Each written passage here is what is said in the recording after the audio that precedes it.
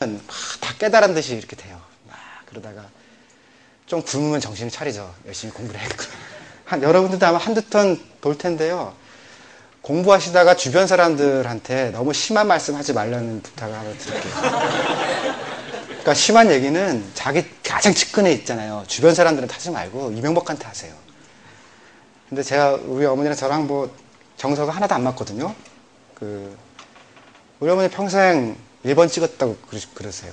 그래서 민주당 때는 어떻게 했냐? 민주당 때도 1번 그래요. 우리 어머니 1등만 했다고 막 믿거나 말거나 그런데요. 그래서 1등만 찍는데요. 평생.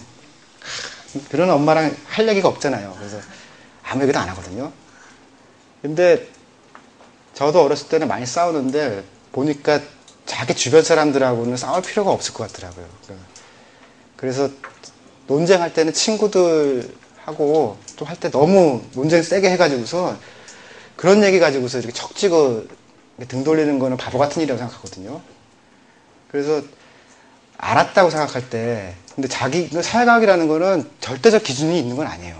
사회가 바뀌면은 그것도 다 바뀌기 때문에 조금은 더 열어놓고 생각하시고 남들을 특히 가슴에 상처 나는 일 이렇게 하시지 마세요. 그러면은 밤길 다닐 때 무서워요. 공부라는 게 외롭기도 하고 그런데요. 또 제가 해보니까요. 밥은 먹고 살아요. 근데 이제 전제가 조건이 필요하지. 가늘고 길게는 돼요. 그래서 굵게 그거는 사회학은 어렵고요. 그냥 가늘게 먹겠다 생각하면은 먹고 사는 것도 가능할 것 같고요.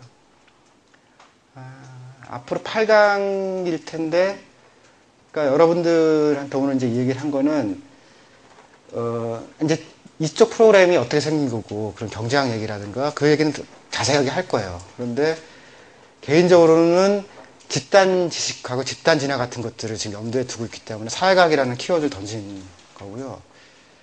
그래서 어떻게 하면 우리가 더 많은 지식을 만들고 이해할 수 있는가 그런. 근데 아직도 우리가 이해 못한 것 같아요. 그러니까 우리가 이명박이 왜 이겼느냐라고 할 때 뭐 말이 많잖아요. 뭐 때문에 졌다, 뭐 때문에 졌다 막 그러는데 그 어떤 진단도 사실은 유효하지 않거든요. 그러니까 제가 보기에는 우리는 왜 이명박이 됐는지 아직 몰라요. 그거를 인정을 해야지 그 다음 질문들이 가능하거든요. 근데 일단 경상도 때문이다, 20대 때문이다, 내지는 뭐 때문이다라고 하면은 안 것 같은데 사실 아무것도 모르는 거 아니에요. 그거는 사이비 엄표라고 그러거든요. 그러니까 뭔가 아는 것 같지만 사실 전혀 모르는 것들을 같이 이제 해체시켜 나가면서 하나씩 이제 아는 것 같았지만 사실 모르는 거예요. 모르는 거는 모른다고 치고서 다시 출발하는 게 도움이 될 거거든요. 네, 오늘 제 얘기는 여기서 마칠게요. 혹시 질문 있으시면 질문 있으세요? 다들 더우셔가지고서 운영을 김예슬 씨 얘기 아까 잠깐 지나가면서 했던 얘기인데요. 김예슬의 선언이 인문학주의인데 제가 보기엔 착해지자라는 건데 사실은 김예슬 씨한테는 똑똑해지기 프로그램 같은 게 더 맞지 않을까라는 생각을 했거든요.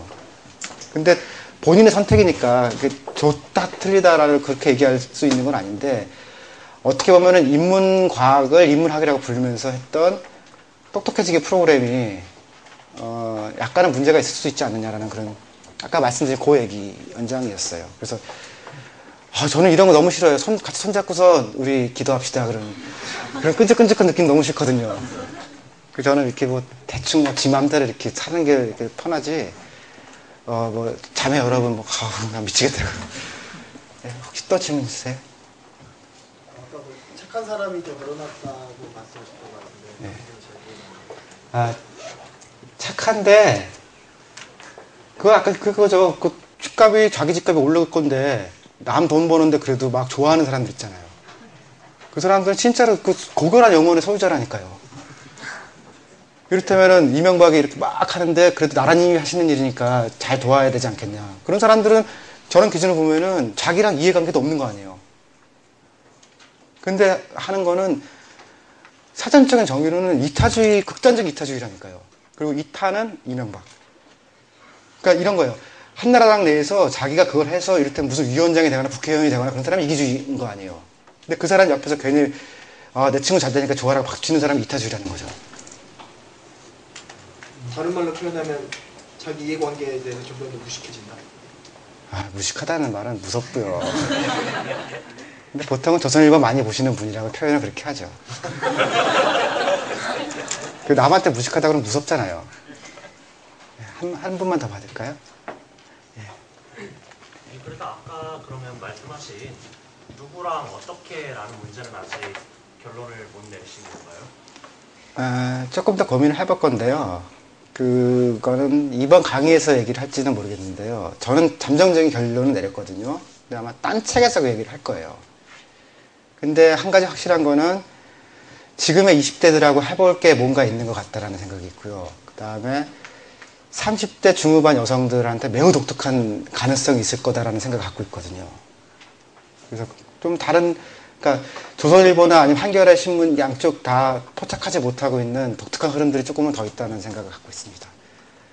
자, 그렇게 하고요. 쪽글은요, 쓰셔도 되고 안 쓰셔도 되는데, 쓰시는 편이 제 수업을 즐기기에 조금 더 편하실 거예요. 약간 미리 생각해갖고 오시면은, 저 새끼가 저렇게 거짓말 하는구나라고 내지는, 뭐, 그런 게 있을 거고요. 그리고 아직 확정 안 지었는데 지금 이게 숫자가 많아가지고서 수쳐먹기도 뭐 어렵고 지금 여러 가지를 난해하거든요.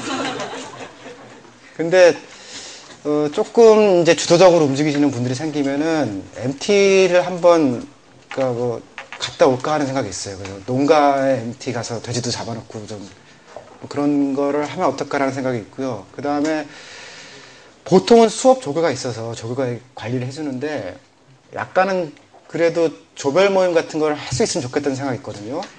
근데 오프라인에서는 진짜 장소상 하기가 어려울 거고 온라인에서라도 약간 몇 개의 주제를 정해서 좀 조별 모임을 만들어서 해보면 좋지 않을까라고 생각은 되는데 지금 이게 이제 수업이나 그런 거로 이렇게 관리가 되는 게 아니라서 그 고민을 좀 하거든요. 그 의견 있으면 올려주시고요. 그 다음에 별일 없으면 다음 주도 조별로 막 찢을 거예요. 저는 그런 집 잘해요. 그냥. 고생하셨습니다.